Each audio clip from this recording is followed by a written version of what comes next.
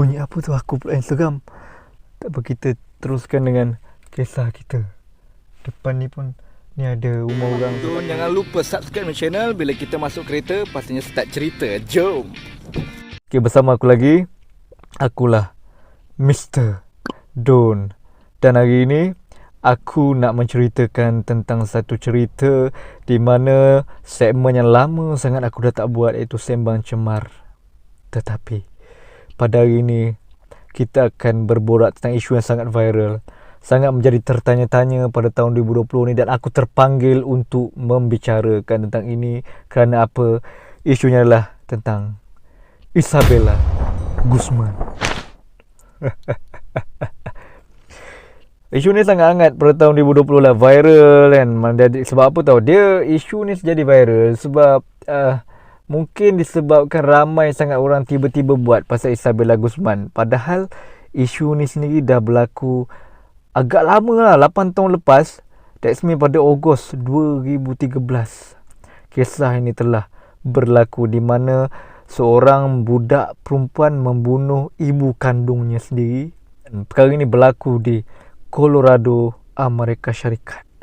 Ya, di luar negara. Isabella ni nama penuh dia adalah Isabella Yumi Guzman, di mana mak dan ayahnya telah pun bercerai dan ibunya iaitu Yumi telah pun berkahwin dengan seorang lelaki yang bernama Ryan Hall.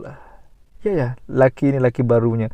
Mungkin membuatkan Isabel menjadi tidak menentu kerana apa? Perceraian itu berlaku di ketika usianya masih kecil, dan mungkin dia tidak boleh menerima bapa tirinya Ryan Hall itu. Dia pun mula start bergaduh dengan ibunya kan. Ini dia pernah mengugut ataupun dia pernah email ibu dia, dan dia pernah kata macam, kau akan dalam bahaya, kau akan menunggu saatmu, lebih kurang begitulah. So itu yang agak menakutkan.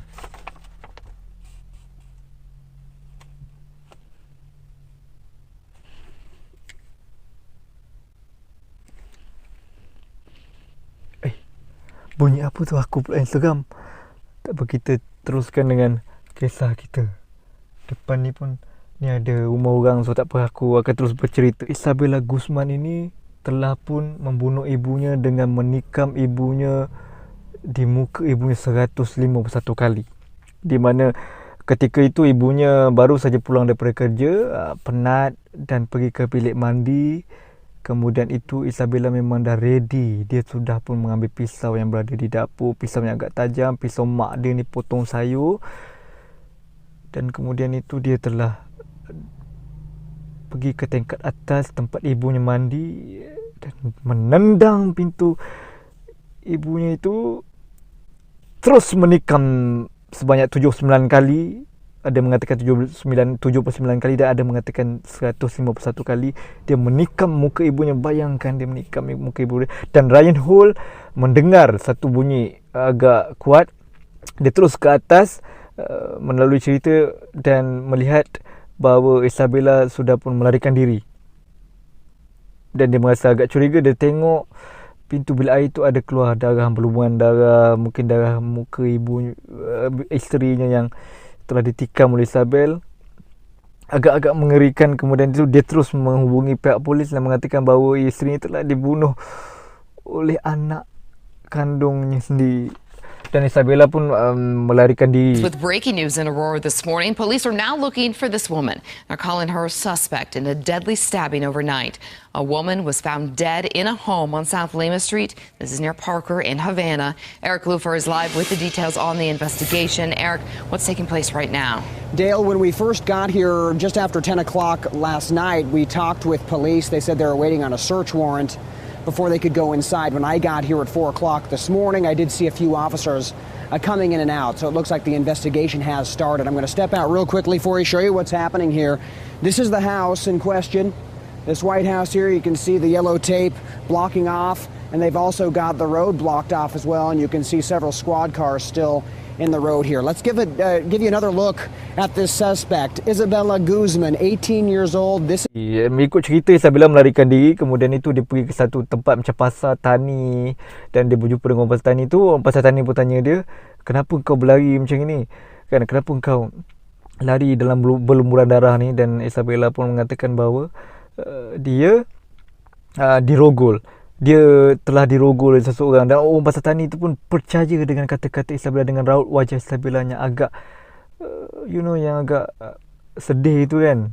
Isabella yang agak sedih itu, dan dia pun memberi kebenaran Isabella untuk membersihkan dirinya yang berlumuran darah tikaman ibunya tu.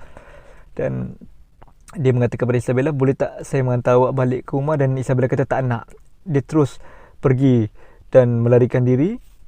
Kemudian itu selepas 16 jam ataupun hari keesokan harinya, Isabella telah pun ditangkap oleh pihak polis dan dibawa ke mahkamah. Sewaktu di mahkamah, agak unik kisahnya, di mana Isabella tidak merasakan apa-apa perasaan. Dia agak senyum, dia agak tidak takut. Malah dia agak boleh melakukan reaksi-reaksi seolah-olah tidak ada apa berlaku, sedangkan dia telah membunuh ibu kandungnya sendiri.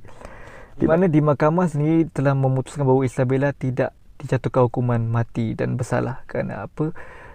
Doktor psikiatri bernama Richard telah mengesahkan Isabella yang telah mengalami penyakit mental sejak umurnya kecil lagi, di mana paranoia skizofrenia, di mana daripada usianya kecil lagi, kerana tekanan hidup mungkin dari dulu lagi, bapa dan kandung dan ibu kandung selalu bergaduh, dan membuatkan Isabella telah mengalami depresi dan lama. Dan dinyatakan bahawa Isabella ni juga suka duduk bersorangan, suka duduk tempat kosong, suka bercakap seorang-seorang. Kerana itu perkara ini amat menakutkan, kerana apa? Di usia kecil dia telah tertekan dan dia mengalami paranoia skizofrenia. Dia telah disahkan, dan kerana itulah dia tidak dihukum gantung. Setelah mendapati Isabella tidak dijatuhkan hukuman mati, Isabella telah pun dimasukkan ke pusat sakit jiwa, dan sehingga kali ini kita pun tak tahu sama ada dia masih di situ ataupun dia telah dipindahkan di mana-mana. Cuma isu yang saya ingin bincangkan dalam isu Isabella Guzman ini, di mana anak dia macam campuran, di mana maknya tu mungkin orang campuran, dan kerana itulah dia berkahwin dengan bapanya orang Amerika, so wajahnya seakan nampak look Chinese look, something like that. Tapi banyak isu dan banyak kisah tentang Isabella Guzman. Ada yang mengatakan bahawa dia ni masa di sekolah dulu, dia bercampur dengan orang di high school dia waktu di sekolah dulu.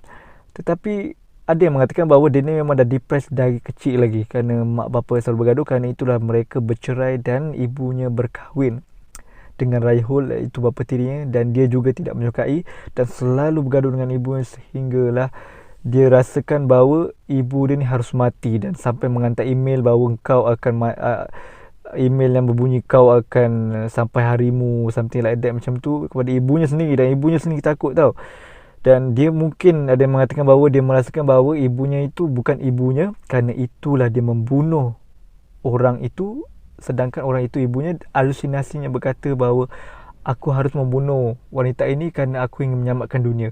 Kerana itulah bila di court kita tengok wajah dia agak tenang dan seronok, kerana dia rasa bahawa halusinasi berbicara dia telah menyelamatkan dunia ini daripada sesuatu malapetaka. Itulah saya ingin membicarakan tentang Sembang Cemara ini. Waktu malam kita buat agak menakutkan, tapi ya ramai yang tahu kisah ni mungkin boleh share dengan saya. Saya pun terpanggil untuk berkongsi ataupun untuk bahas soal ini, kerana bayangkan isu psikologi ini sangat banyak di Malaysia ni, sehingga kita sendiri tak dapat nak bendung.